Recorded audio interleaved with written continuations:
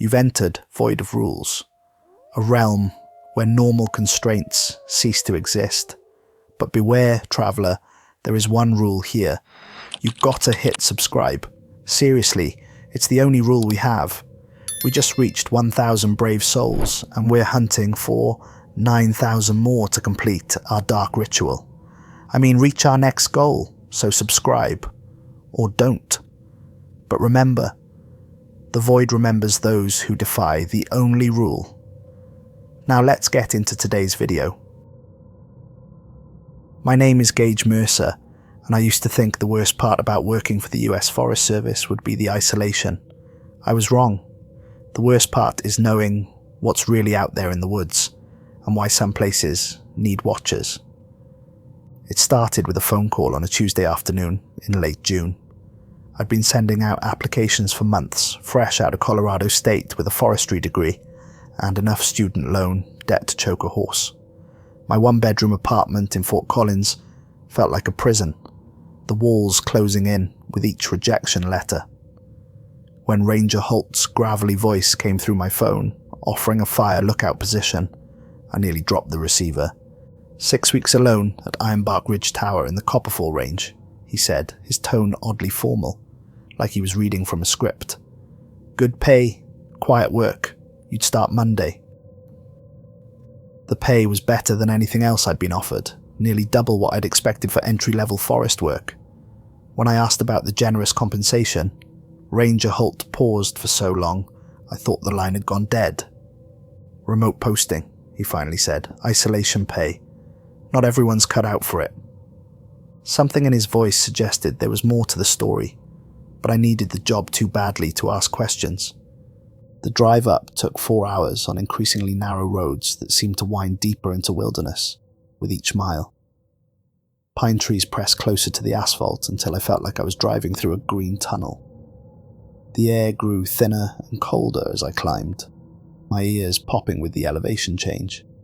Cell phone coverage died somewhere around mile marker 43, leaving me truly alone for the first time in my life. The final stretch was barely wide enough for my truck, gravel crunching under the tires as I climbed toward the ridge. Ancient pine trees, some easily 200 years old, towered overhead like cathedral spires. Their branches interlocked so thickly that even at midday, the road existed in perpetual twilight. Ironbark Ridge Tower loomed 80 feet above the tree line, a steel and wood structure that looked like it had been there since the dawn of time. The metal framework showed signs of weather and age, rust stains bleeding down from bolted joints like dried blood. The wooden ladder leading up creaked ominously in the mountain wind, each rung worn smooth by countless hands. I made 3 trips hauling my gear up, legs burning by the time I reached the top. The tower cab sat at the very peak, a glass-walled room that offered 360-degree views of the surrounding wilderness. Miles of unbroken forest stretched in every direction, nothing but pine trees and granite peaks as far as the eye could see. No roads, no buildings, no signs of human habitation, just an endless sea of green punctuated by the occasional granite outcropping or mountain lake. The tower itself was surprisingly well maintained. Solar panels gleamed on the roof, their surfaces clean and efficiently angled. Radio equipment hummed quietly in the corner, red and green lights blinking in steady patterns. Detailed topographical maps covered one entire wall, marked with elevation lines, water sources, and hiking trails. A comfortable bed sat in the corner next to a small but complete kitchenette. Everything I'd need for 6 weeks of solitude had been carefully arranged. On the desk, positioned exactly in the center, like a ceremonial offering, sat a leather journal with critical protocols, embossed on the cover in faded gold lettering. The leather was worn smooth, obviously handled by many different people over the years. The binding was loose, pages slightly yellowed with age. Inside, written in careful blue ink that had faded to almost grey, were 8 rules. Rule 1, never answer the radio between 2 a.m. and 4 a.m., no matter who claims to be calling. Rule 2, if you count more than 200 crows gathered in the clearing below, evacuate immediately. Rule 3. The supply helicopter arrives every Friday at noon. If it comes any other day, do not let it land. Rule 4. When the forest fire alarm sounds, check for actual smoke before responding. Rule 5. Never look directly at the moon through the tower's telescope after 10 p.m. Rule 6. If all wildlife disappears for more than 1 hour, light the emergency flare. Rule 7. The tower door must remain locked from sunset to sunrise. Rule 8. If you see yourself walking in the forest below, do not acknowledge it. I stared at the rules for a long time, reading them over and over. Each one was written in different handwriting, as if they'd been added over time by different people. Some were written in blue ink, others in black, one in pencil that had been traced over in pen. The paper showed signs of erasure and revision, as if previous writers had struggled to find the right words. They seemed like the paranoid ramblings of someone who'd spent too much time alone in the wilderness. Forest lookouts were known for getting a little eccentric after extended isolation. I'd read about it in my training materials: cabin fever, sensory deprivation, the psychological effects of complete solitude. I figured these were just the superstitions of previous watchmen, maybe some kind of hazing ritual for newcomers. Still, they seemed harmless enough. I could follow 8 simple rules for 6 weeks, especially if it meant keeping this job and making a real dent in my student loans. I spent the rest of Monday familiarizing myself with the equipment. The radio system was more sophisticated than I'd expected, with multiple channels for different agencies and emergency frequencies. The fire detection equipment included high-powered binoculars, a professional telescope, and thermal imaging gear that could spot heat signatures from miles away. Weather monitoring instruments tracked temperature, humidity, wind speed, and barometric pressure with scientific precision. The view from the tower was breathtaking. To the north, snow-capped peaks stretched toward Canada. To the east, the forest gave way to high desert and distant cities invisible beyond the horizon. South and west showed nothing but wilderness, an unbroken expanse of pine and granite that seemed to stretch forever. As the sun set on my first day, painting the sky in shades of orange and red that reflected off the mountain peaks, I felt a profound sense of peace. This was what I'd imagined when I'd chosen forestry as a career. Solitude, natural beauty, meaningful work, protecting one of America's greatest treasures. The peace lasted exactly until Wednesday night. The first few days passed peacefully. I fell into a routine quickly. Wake at dawn when the first light touched the eastern peaks. Scan the horizon for smoke or unusual activity. Monitor weather patterns that rolled in from the Pacific and radio in my daily reports to base station. The work was exactly as advertised: quiet, methodical, important but not urgent. I catalogued normal fire hazards, marking areas of dry undergrowth and dead timber that could fuel potential blazes. I identified hiking trails on my topographical maps, noting places where inexperienced hikers might get into trouble. I tracked weather patterns, watching storm systems form and dissipate over the mountains. The rules sat in the back of my mind like a persistent itch. I followed them without really thinking about it, the way you might avoid stepping on sidewalk cracks or throwing salt over your shoulder. When the radio stayed silent after 10 p.m, I didn't question it. When a few crows gathered in the clearing below the tower, I counted them automatically, a habit I'd developed after reading Rule 2. Never more than 20 or 30 at a time, well below the 200 threshold. During the day, I watched wildlife move through the forest below. Deer emerged from the tree line to graze in the clearing, their movements graceful and natural. Squirrels chattered in the pine branches, their voices carrying clearly in the thin mountain air. Hawks circled overhead, riding thermal currents with effortless precision. Everything seemed normal, peaceful, exactly what I'd expected from a wilderness posting. Wednesday night of my first week, everything changed. I was updating my logbook, carefully recording the day's weather observations and wildlife sightings when the radio crackled to life. The green digital display read 2:15 a.m. Static filled the air for a moment. Then a voice came through, clear and familiar. "Ironbark Ridge, this is base station. We have reports of suspicious activity in your sector. Please respond immediately." It was Ranger Holt's voice, exactly as I remembered it from our phone conversation and the brief orientation session before I'd driven up. The same gravelly tone, the same authoritative inflection, the same slight accent that suggested he'd grown up somewhere in the Mountain West. Urgent, professional, commanding. My hand moved towards the radio microphone automatically, trained response overriding conscious thought. Then I stopped, remembering Rule 1. Never answer the radio between 2 a.m. and 4 a.m., no matter who claims to be calling. But this was my supervisor. This was official Forest Service business. Someone could be in danger, lost hikers or illegal campers or poachers operating under cover of darkness.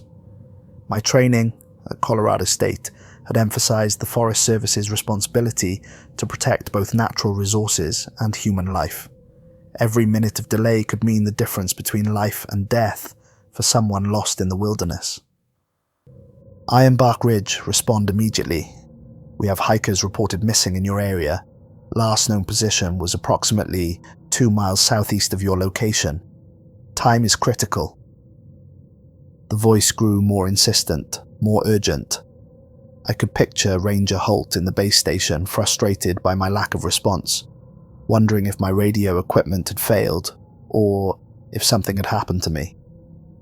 My training screamed at me to answer, to provide assistance, to follow protocol, and respond to emergency communications. But the rule was clear. Never answer the radio between 2 a.m. and 4 a.m., no matter who claims to be calling. I turned the volume down and returned to my logbook, though my hands shook as I wrote. The voice continued calling for another 20 minutes, sometimes pleading, sometimes angry, always perfectly mimicking Ranger Holt's tone and speech patterns. The content grew more elaborate, describing specific missing hikers with names and physical descriptions, outlining search and rescue protocols, demanding my immediate assistance. At exactly 4 a.m., it stopped. The radio fell silent, leaving only the gentle hum of electronic equipment and the whisper of wind through the pine trees outside. The silence that followed felt heavier than the darkness outside, pregnant with implications I didn't want to consider. Thursday and Friday passed without incident, but I found myself watching the radio constantly, dreading the approach of 2 a.m. Sleep became elusive, my nerves too frayed for rest. I kept telling myself it had been some kind of training exercise, a test of my ability to follow protocols under pressure. Ranger Holt had probably been evaluating my performance, making sure I could handle the isolation and responsibility, but deep down I knew that explanation didn't fit. There had been something wrong with the voice, some subtle quality that I couldn't quite identify. It had been too perfect, too urgent, lacking the small imperfections that make human speech natural. Friday brought my first supply drop, a welcome distraction from my growing unease. I watched the helicopter approach from miles away, a tiny speck growing larger against the blue sky. It followed the mountain valleys, staying low to avoid the peaks, its rotor blades beating a steady rhythm that echoed off the canyon walls. The helicopter landed in the clearing below at exactly noon, just as Rule 3 specified. The pilot, a middle-aged man with sun-weathered skin and laugh lines around his eyes, waved cheerfully as he shut down the engine. He moved with the easy confidence of someone who'd been flying mountain routes for decades. "Beautiful country up here," he called out as I climbed down to help unload supplies.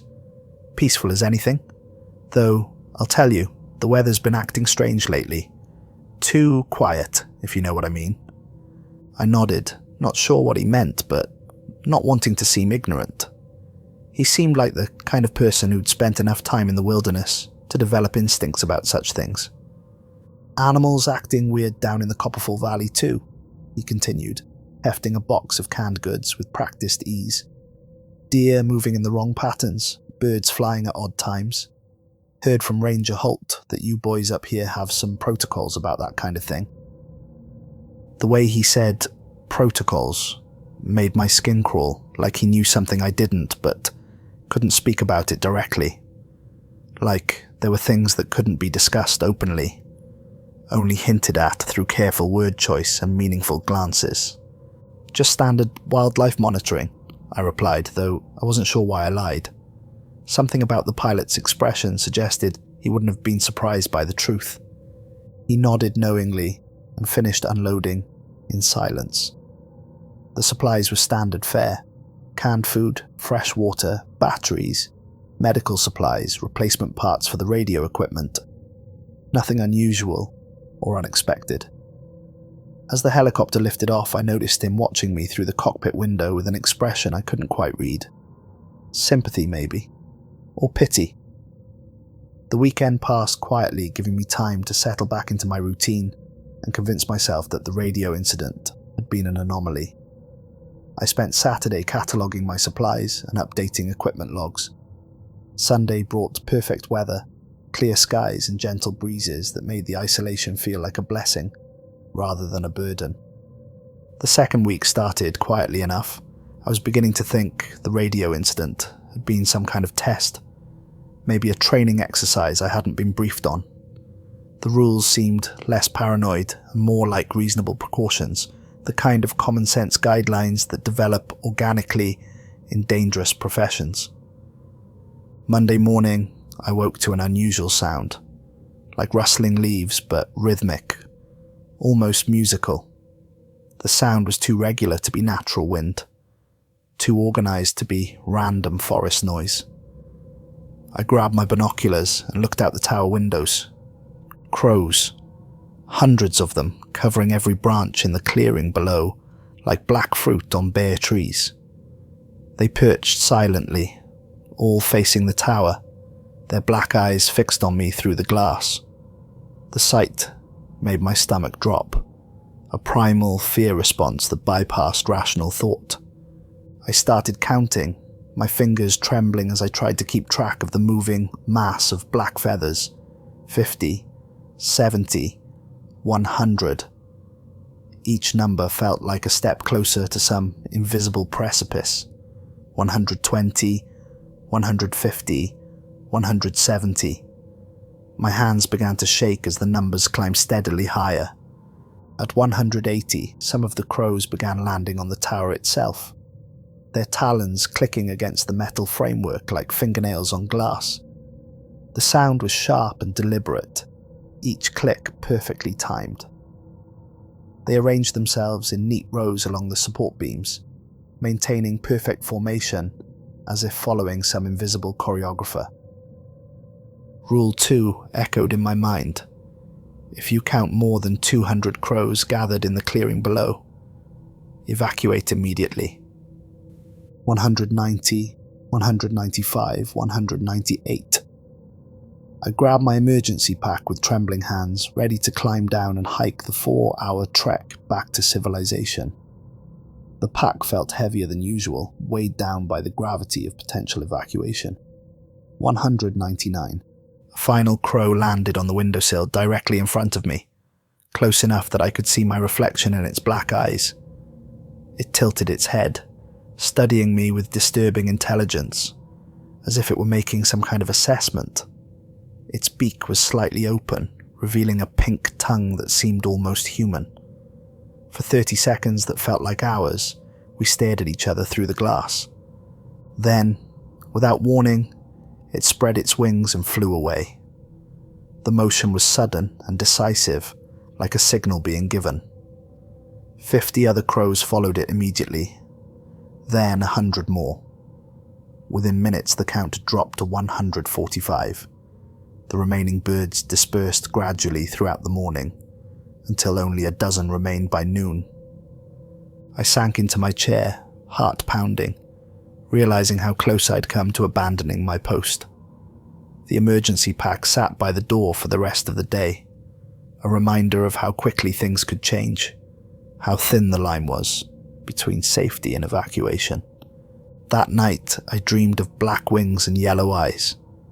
In the dream, the crows could speak, their voices blending together into a chorus that spoke in languages I didn't recognize but somehow understood.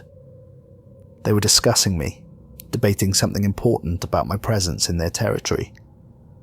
When I woke, I found 3 crow feathers inside the locked tower, perfectly arranged on my desk, like an offering or a warning.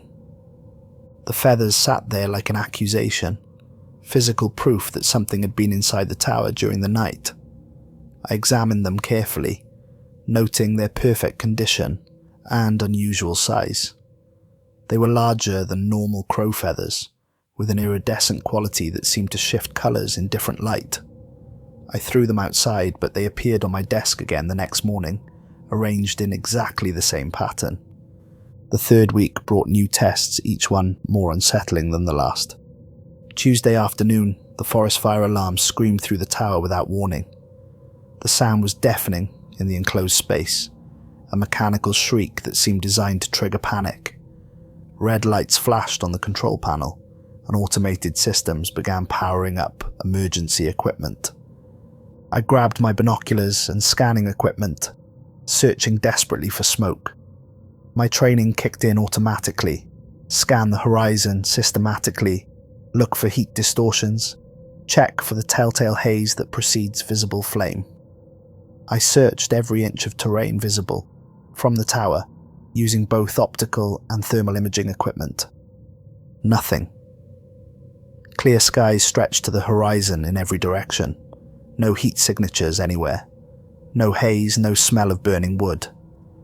The air was crisp and clean, with no trace of the acrid smoke that accompanies forest fires.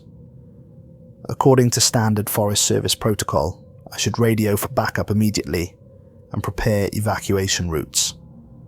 Fire was the most serious threat in this environment, capable of consuming thousands of acres and killing anyone caught in its path.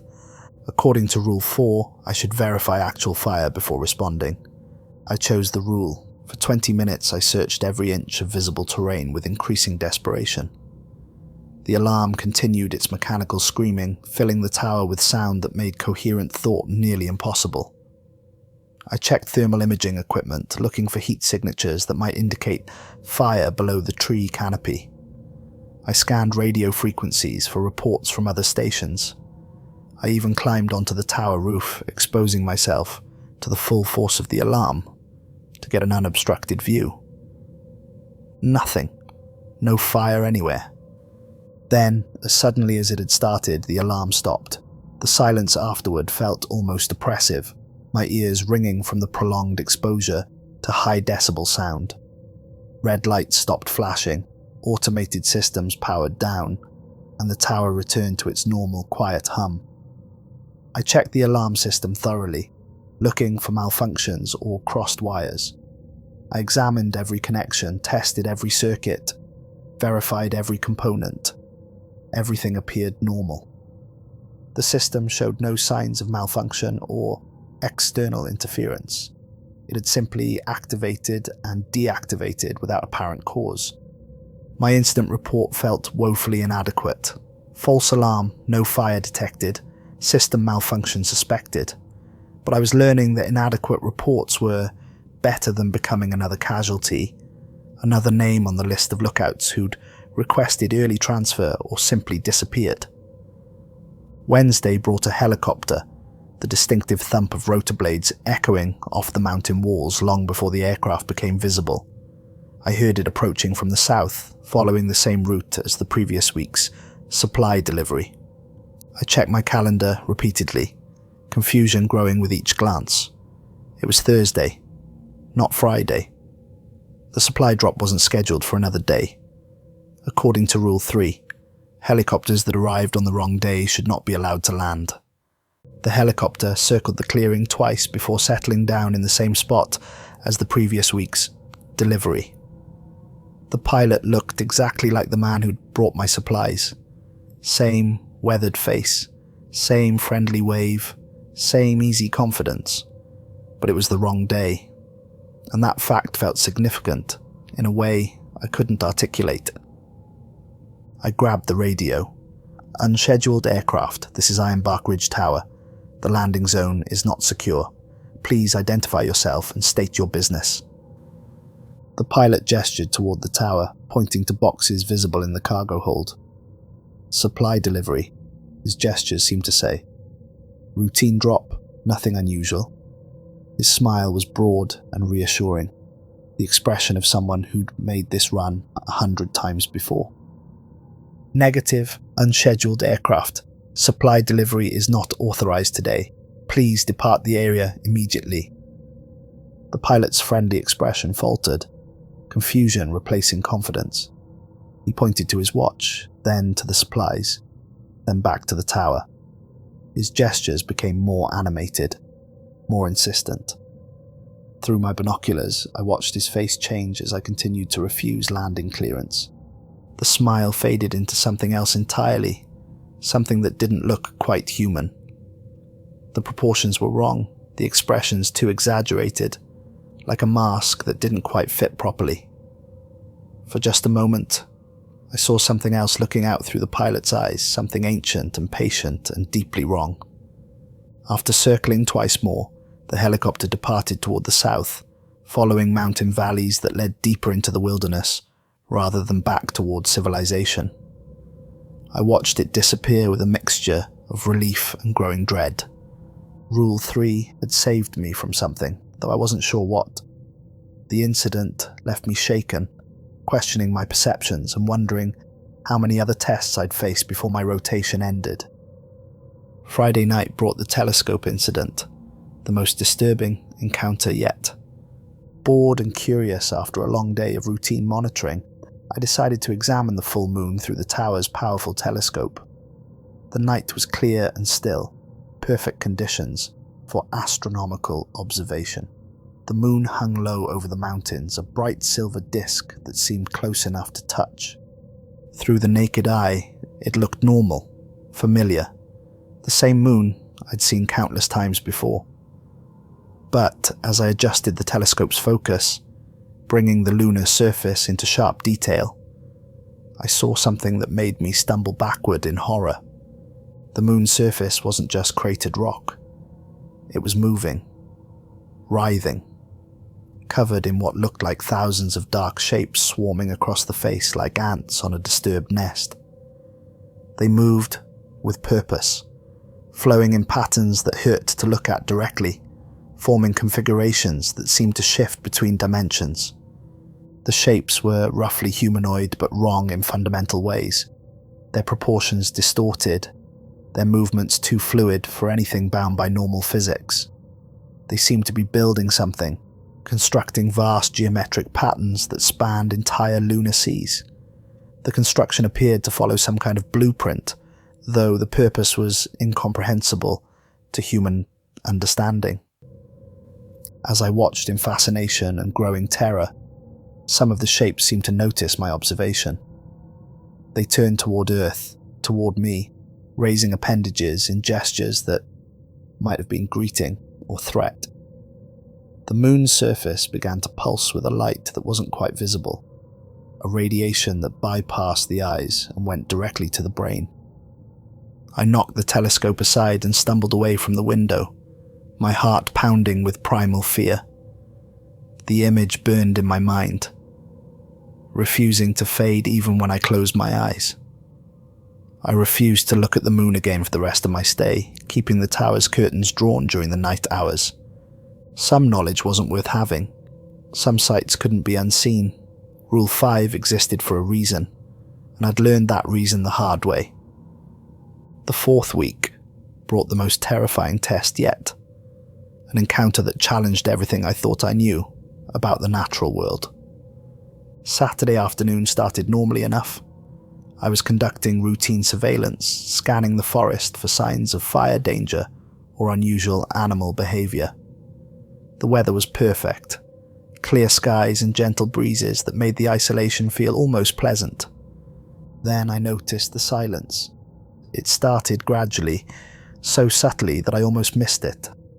First, the birds stopped singing, their cheerful chatter fading to nothing. Over the course of several minutes, then insects ceased their constant buzzing, the white noise of forest life disappearing degree by degree. Finally, even the wind died completely, leaving the trees motionless and the air perfectly still. By 3 p.m, the forest was tomb quiet. Every survival instinct I possessed screamed that this was wrong. Forests were never truly silent. There was always something moving, something breathing, something alive. Birds called to each other. Insects hummed and chirped. Wind rustled through leaves and branches. Even in the depths of winter there were sounds. The crack of freezing wood, the whisper of snow falling, the distant call of hardy species that remained active year-round. This felt like death itself had settled over the wilderness, as if every living thing had simultaneously decided to hold its breath and wait for some cosmic event to pass. I checked my watch obsessively, marking the passage of time with growing anxiety. 3:15, 3:30, 3:45. The silence stretched on, unnatural and oppressive, pressing against my eardrums like physical weight. I found myself holding my own breath, afraid that any sound I made might draw attention to my presence. The quality of light seemed different during the silence, though I couldn't identify exactly how. Colours appeared muted, shadows fell at wrong angles, and the air itself seemed thicker, more resistant to movement. Looking through the tower windows felt like peering through water, everything distorted and strange. At exactly 4:30 p.m, 1 full hour after the silence began, I grabbed the emergency flare with shaking hands. Rule 6 was clear. If all wildlife disappears for more than 1 hour, light the emergency flare. My hands shook as I loaded the flare into the launcher, a military surplus device designed for long-range signalling. The red cartridge felt heavier than it should have, weighted with significance beyond its physical mass. I aimed it straight up towards the clear blue sky and pulled the trigger. The flare burst seemed obscenely bright against the afternoon light, a violent splash of red that painted the sky like spilled blood. The sound of the launch was sharp and sudden, breaking the unnatural quiet with mechanical violence. Smoke trails followed the flare's arc, writing temporary messages against the blue. Within minutes, sound began returning to the forest. First, a single bird, tentative and uncertain, as if testing whether it was safe to make noise. Then, another bird answered. Then insects began their familiar buzz. Finally, the blessed whisper of wind through pine branches returned, bringing the forest back to life. But as the normal sounds resumed, I heard something else underneath them. Something large moving through the trees below, staying just out of sight but close enough that I could hear branches breaking under its weight. It circled the tower for nearly an hour, maintaining a constant distance, never showing itself but making its presence known through sound and movement. That night, I researched the previous tower logs stored in the filing cabinet, looking for similar incidents or guidance about what I'd experienced. 3 different sets of handwriting documented comparable events, each entry written in the shaky script of someone who'd been badly frightened. The most recent entry, dated 6 months ago, read, Day 23. Silence lasted 73 minutes. Flare worked as specified. Something big moving in the tree line afterward. Circling behaviour. Estimated size much larger than any known wildlife in region. Strongly recommend early evacuation for next rotation. The author had never finished his rotation. According to employment records filed with the logs, he'd requested immediate transfer after 4 weeks, citing irreconcilable differences with assigned duties. No further explanation was given, and his current whereabouts were listed as unknown. Other entries described similar patterns: growing unease, strange incidents, early departures. The longest anyone had lasted in recent years was 5 weeks, and that person had been found 3 miles down the mountain, suffering from severe dehydration and exposure, babbling about rules and things that wear familiar faces. Week 5 brought everything to a head, culminating in an encounter that forced me to confront the true nature of what lurked in the Copperfall Range. Thursday morning dawned clear and bright, the kind of perfect mountain weather that made the isolation feel like a privilege rather than a burden. I was conducting routine surveillance, scanning the forest for fire hazards and wildlife movement, when something caught my eye in the clearing below. A figure emerged from the tree line, walking casually toward the tower base with the easy gait of someone familiar with mountain terrain. At first I assumed it was a hiker who'd somehow made it this far into the wilderness, though the nearest maintained trail was over 10 miles away. As the figure got closer, my blood turned to ice. It was me. Exact same height, same build, wearing identical clothes down to the faded Colorado State t-shirt and worn hiking boots I'd put on that morning. The resemblance wasn't approximate or suggestive. It was perfect, down to the smallest details of posture and movement. The figure below looked up at the tower and waved, my own cheerful wave, the same casual gesture I'd made to the helicopter pilots. It pointed to the ladder, then began climbing with my own rhythm and technique, placing hands and feet exactly where I would have placed them. Rule 8 pulsed in my memory.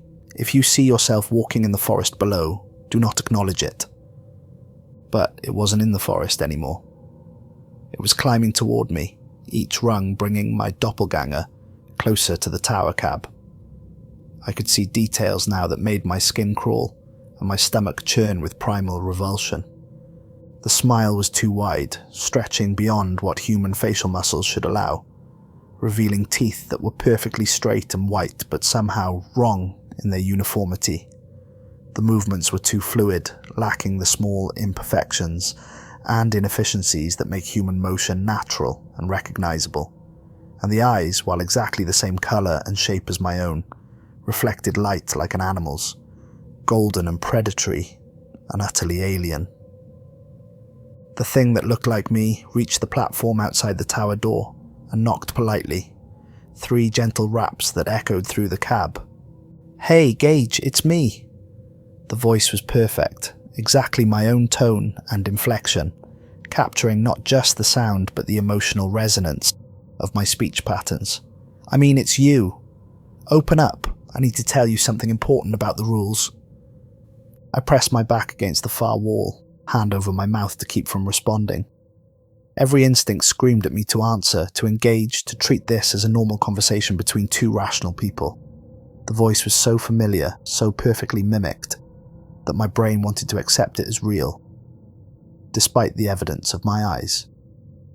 "I figured out what's really going on here," my voice continued from outside, taking on the excited tone I used when I'd made an important discovery.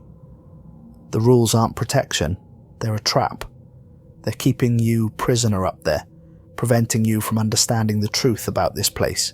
Open the door and I'll explain everything." The logic sounded reasonable, even compelling. Why would protective rules need to be so specific and arbitrary? Why would genuine safety protocols prevent me from answering radio calls or accepting supply deliveries? Maybe the rules were designed to isolate me, to make me vulnerable to something worse than what they claimed to protect against. But Rule 8 was clear. If you see yourself walking in the forest below, do not acknowledge it.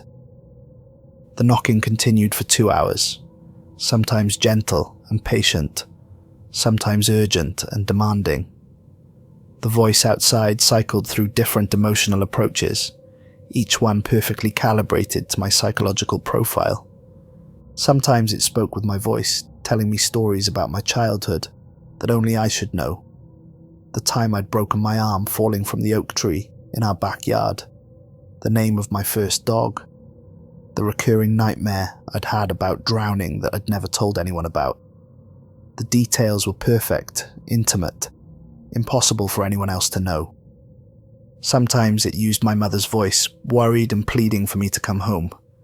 It knew her exact intonation, her habit of saying my full name when she was concerned, the way she'd always ended phone calls by reminding me to eat properly and get enough sleep. Once, it spoke with my college girlfriend's voice, saying things that made my heart ache with longing and regret. It knew about our private jokes, our secret nicknames for each other, the way she'd whispered my name in moments of intimacy. The voice carried all the emotional weight of our relationship, all the love and loss and complicated feelings I'd tried so hard to forget. "Gage, this is Ranger Holt," came the familiar, gravelly voice, carrying absolute authority and the weight of professional hierarchy. "There's been an emergency situation. Multiple hikers reported missing in your sector. You need to evacuate immediately and assist with search and rescue operations. Open the door, son. That's a direct order from your superior." The authority in the voice was absolute, triggering every instinct to obey my supervisor and follow the chain of command. Forest Service training emphasized the critical importance of following evacuation orders and participating in search and rescue operations. Human life took priority over everything else, including personal safety and operational procedures. But I remembered the radio call from my first week, the too perfect imitation that had almost fooled me then. This was the same phenomenon, the same entity or force that had tested me before, now using a different approach. As sunset approached, the knocking stopped abruptly. Through the window, I watched myself climb back down the ladder and disappear into the forest, moving with that same unnatural fluidity that marked it as something other than human. The movement was wrong in subtle ways, too graceful, too efficient, lacking the small hesitations and corrections that characterize genuine human motion. I didn't sleep that night, or the next. Every shadow seemed to hide watching eyes. Every sound carried the potential for another test. The thing that had worn my face knew me too well, understood my psychology too perfectly. It had demonstrated access to my most private memories and deepest emotional connections. Whatever lurked in the Copperfall Range wasn't just ancient and powerful. It was intelligent, patient, and terrifyingly well-informed about human nature. My final week passed in mounting tension that made every moment feel like balanced on a knife's edge. I followed every rule religiously, but I could feel something building toward a crescendo, a final test that would determine whether I survived my rotation or became another casualty. The forest felt different now, charged with malevolent energy that seemed to emanate from the trees themselves. Shadows moved wrong, bending at impossible angles that hurt to look at directly. Sunlight filtered through the canopy in patterns that seemed to form symbols or messages, though I couldn't decipher their meaning. The radio picked up fragments of conversation in languages that didn't exist, voices speaking in syllables that bypassed rational thought and went directly to primitive fear centers in the brain. Sometimes I recognized words or phrases, but they were always wrong, always twisted into configurations that made my skin crawl. My reflection in the tower windows sometimes moved independently, smiling when I frowned, looking in different directions than my actual gaze, making gestures I hadn't intended. I started avoiding mirrors and reflective surfaces, keeping my eyes focused on tasks and equipment rather than windows or polished metal. The temperature fluctuated wildly, swinging from comfortable to freezing to sweltering within the span of minutes. The thermometer registered normal readings, but my body felt the changes acutely, sweating and shivering in rapid succession. Weather patterns visible outside the tower bore no relationship to what I experienced inside the cab. Wildlife behavior became increasingly erratic throughout the week. Deer moved in perfect geometric formations, their steps synchronized like dancers following an invisible choreographer. Birds flew in patterns that spelled out symbols in languages I didn't recognize. Squirrels gathered in precise circles, remaining motionless for hours at a time before dispersing with mechanical suddenness. Friday brought the scheduled supply drop, but I barely noticed the helicopter's arrival and departure. All my attention focused on lasting 3 more days, on making it through the final weekend, and escaping whatever had been stalking me for 5 weeks. I'd made it further than the previous lookouts, survived longer than anyone in recent memory. Just 72 more hours and I'd be free to leave this place behind forever. Saturday and Sunday crawled by with agonizing slowness. I found myself checking my watch constantly, counting down hours and minutes like a prisoner, awaiting release. Every sound made me jump. Every shadow seemed to hide potential threats. The rules had become my lifeline, the only barrier between me and whatever had claimed the previous lookouts. Sunday night, 11:47 p.m. I was packing my gear with trembling hands when the radio crackled to life one final time. Ironbark Ridge, this is base station. Emergency evacuation required. Major wildfire heading your way from the southeast. Evacuate immediately. It was Ranger Holt's voice, urgent and commanding, carrying all the authority of official Forest Service communications. I grabbed my binoculars and looked towards the southeast, my heart sinking as I spotted an orange glow flickering on the horizon that hadn't been there an hour before. Smoke drifted through the trees, visible even in the darkness, carrying the unmistakable smell of burning timber. Ash began falling like snow, dusting the tower windows with grey residue that caught the moonlight. This wasn't like the false alarm from week 3, with its mysterious activation and sudden silence. I could smell burning timber, acrid and sharp in the night air, making my eyes water and my throat burn. This appeared to be real, but it was 11:47 p.m. on Sunday night. Rule 7 stated clearly and unambiguously that the tower door must remain locked from sunset to sunrise. I had 13 minutes until my shift officially ended at midnight, then I'd be free to leave according to the protocols I'd been given. Ironbark Ridge, respond immediately. The fire's moving faster than anticipated. Crown fire potential is extreme. Current wind patterns show the blaze heading directly for your position. You need to evacuate now. The voice carried genuine panic, the kind of urgency that comes from watching a life-threatening situation develop in real time. The orange glow brightened as I watched, spreading across a wider section of the horizon. Ash continued falling, and I could hear the distant sound of wood popping and crackling as flames consumed dry timber. Every piece of training I'd ever received screamed the same message: trust headquarters, follow evacuation protocols, preserve human life above all else. Forest fires were the most serious threat in wilderness environments, capable of moving faster than vehicles on mountain roads, consuming thousands of acres in hours, killing anyone caught in their path through heat, smoke, or carbon monoxide poisoning. But the rules had kept me alive for 6 weeks in a place that had broken or killed 3 previous lookouts. Each rule had been tested. Each one had proven its worth through trial and terror. They weren't arbitrary superstitions. They were hard-won wisdom written in blood and fear.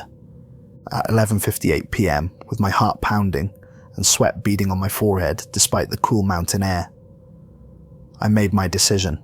I grabbed my emergency pack and reached for the door lock, my fingers trembling as they touched the cold metal. As my hand made contact with the lock mechanism, I caught my reflection in the glass panel beside the door. For just a moment, lasting perhaps a single heartbeat, it wasn't my face looking back at me. It was something else, something that had been wearing my face like a mask, smiling with anticipation and hunger that stretched back geological ages. The expression was one of perfect, patient malevolence, the look of a predator that had been laying traps for prey far more intelligent than itself. The eyes held a depth that suggested intelligence older than human civilization, consciousness that operated by rules and logics that predated human understanding of the natural world. I jerked my hand away from the lock, as if it had been electrified. The radio continued screaming evacuation orders, but I forced myself to listen carefully to the voice, analysing it with the paranoid attention to detail that had kept me alive this long. It was too perfect, too urgent, lacking the subtle rasp Ranger Holt developed when he was genuinely stressed. I'd heard him during real emergencies during my training period, had learned to recognise the way his voice changed under pressure. This imitation captured the surface characteristics, but missed the deeper patterns that made him human. The clock on the radio display ticked to 11:59, then 11:59:30, then 11:59:45. Each second felt like an eternity. Each moment balanced on the edge between salvation and damnation. At exactly midnight, with a suddenness that was almost anticlimactic, the radio fell silent. The orange glow vanished instantly, as if someone had thrown a switch and turned off the fire like a television set. The smell of smoke disappeared so completely that I wondered if I'd imagined it. Ash stopped falling, and through the windows I saw normal forest under normal starlight, peaceful and unchanged. I sank to the floor, my legs unable to support my weight, realizing how close I'd come to opening that door. My hands shook uncontrollably, adrenaline flooding my system with nowhere to go. Something had been testing me for 6 weeks, learning my responses, cataloguing my fears, finding my psychological breaking points with scientific precision. The fake evacuation was its final gambit, the culmination of everything it had learned about human nature and my specific personality. It had used my own training against me, exploited my deepest instincts for self-preservation and professional duty. The entity had demonstrated perfect knowledge of Forest Service protocols, official radio procedures, and the exact psychological pressure points that would make me question the rules. But I'd followed them, all of them, even when logic and training and everything I'd been taught demanded otherwise, even when my own reflection had been turned against me as a weapon of manipulation and deception. The remainder of the night passed in exhausted vigilance. I sat with my back against the door, emergency pack at my feet, watching the windows for any sign of movement or change. The forest remained quiet and normal, but I no longer trusted normal. I'd learned that appearances could be deceiving, that the familiar could hide threats beyond human comprehension. Monday morning brought the blessed sound of rotor blades, the scheduled helicopter arrival that marked the end of my rotation. I watched it approach from miles away, following familiar flight patterns that matched previous supply runs. This time, I verified everything: the day of the week, the time of arrival, the pilot's face and mannerisms. The helicopter landed in the clearing at exactly noon, just as it had every Friday for 6 weeks. Ranger Holt himself stepped out, moving with the stiff joints and careful movements of a man in his 60s who'd spent decades working in mountain terrain. His weathered face showed genuine surprise and something that might have been relief. "Gage, well, I'll be damned, you made it the full rotation." He climbed the ladder with the practiced ease of someone who'd been doing this job since before I was born. Haven't had someone complete 6 weeks in over 2 years. Most people request transfer after 3 or 4 weeks, if they last that long. "What happened to the others?" I asked as we loaded my gear into cargo nets, my voice hoarse from 6 weeks of minimal conversation. He was quiet for a long moment, staring out at the forest with eyes that had seen too much over the years. His expression suggested he was weighing how much truth I could handle, how much he should reveal about the real nature of this assignment. "Different things," he finally said, his voice carrying the weight of accumulated loss. Some requested immediate transfer, cited irreconcilable differences with assigned duties. Some just walked away from their posts and never came back. We found one of them 3 miles down the mountain, suffering from severe dehydration, and exposure, babbling about voices and mirrors and things that weren't what they seemed. He paused, checking the cargo nets with unnecessary attention to detail, avoiding eye contact as he continued. That one spent 2 months in a psychiatric facility down in Denver, kept insisting that something had been impersonating his family members, trying to get him to break what he called the rules. Doctors said it was isolation psychosis, sensory deprivation, the kind of break from reality that happens when people spend too much time alone in extreme environments. And the rules? I asked, though I suspected I already knew the answer. Started showing up about 5 years ago, after we lost the first lookout in what we thought was a hiking accident. Found his body at the base of the tower, looked like he'd fallen while trying to climb down at night. Only problem was, he was an experienced climber. 20 years of mountain rescue experience. No way he falls from a ladder he'd been using for weeks. Ranger Holt secured the last of my gear and climbed back up to the tower cab, moving through the space like he was conducting a final inspection. He touched various pieces of equipment, checked log entries, examined the rulebook with the reverence usually reserved for religious texts. Next lookout wrote down 3 rules after some kind of incident he never fully explained. Each person since has added more, usually after experiencing something that conventional training didn't prepare them for. Far as I can tell, the rules work. The few people who followed them completely have survived their rotations intact. He picked up the leather journal, running his fingers over the worn cover. We don't advertise the unusual aspects of this posting. Forest Service bureaucracy doesn't have categories for the kind of reports we'd have to file. Easier to classify it as a high-stress assignment with elevated psychological risks. But you keep sending people up here, I said, though there was no accusation in my voice. I understood the logic, even if I didn't like it. Fire danger is real, he replied simply. Someone needs to watch this territory, monitor weather patterns, coordinate their emergency response. The things that happen here, whatever they are, they don't seem to extend beyond the immediate area, but they definitely exist, and they definitely pose a threat to anyone who doesn't take proper precautions. As we prepared to leave, I took one last look around the tower cab that had been my home and fortress for 6 weeks. The space felt different now, charged with memories and experiences that had fundamentally changed my understanding of what was possible in the world. In the filing cabinet, I left my own journal entry for the next lookout, written in careful block letters that I hoped would be legible under stress. Completed full rotation, 6 weeks, no incidents requiring evacuation. Rules work if followed exactly and without exception. Trust them over everything else. Training, logic, official orders, even direct commands from recognized authority figures. Something in the Copperfall Range is very old, very patient, and very good at imitating the things we trust most. It learns from each encounter, adapts its approach, finds new ways to exploit human psychology and survival instincts. The rules are the only thing standing between you and it. Don't be clever. Don't make exceptions. Don't trust your instincts when they conflict with written protocols.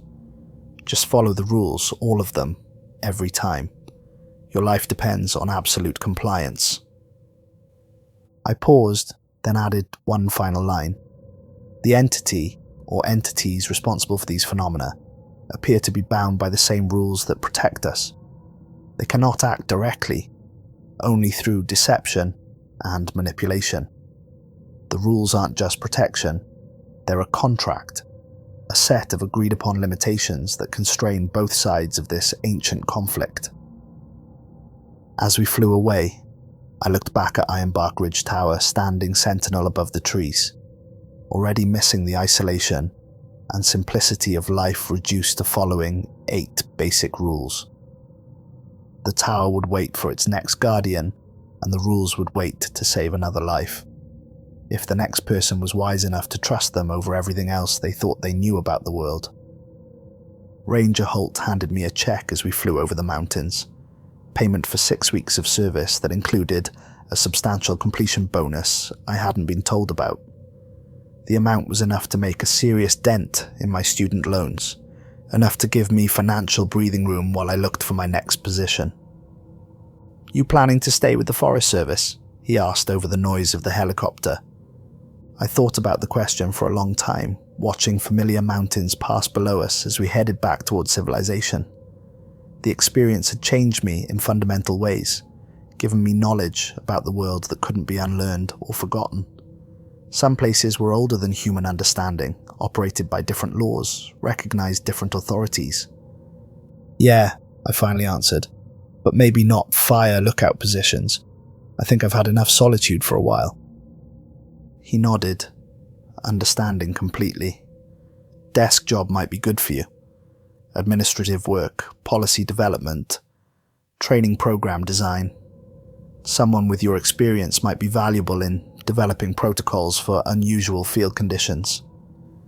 The helicopter carried us away from the Copperfall Range, but I knew I'd never really leave it behind. The rules had saved my life, but they'd also shown me that the world was far stranger and more dangerous than I'd ever imagined. Some knowledge came with a price, and the price of survival was understanding that there were things in the wilderness that were older and more patient than human civilization. Some places needed watchers, and some rules existed for reasons that couldn't be explained, only followed. The next lookout would face the same tests I had, would have to choose between trusting ancient wisdom or modern training. I hoped they would be wise enough to choose correctly. The tower waits, patient and eternal, guardian of secrets that predate human memory. The rules wait too, written in fading ink by hands that understood the true price of knowledge. They're not suggestions or superstitions. They're mercy, written by those who survived to warn those who would follow. And somewhere in the depths of the Copperfall Range, something very old and very patient waits for the next person to climb the ladder to Ironbark Ridge Tower, ready to begin the tests all over again.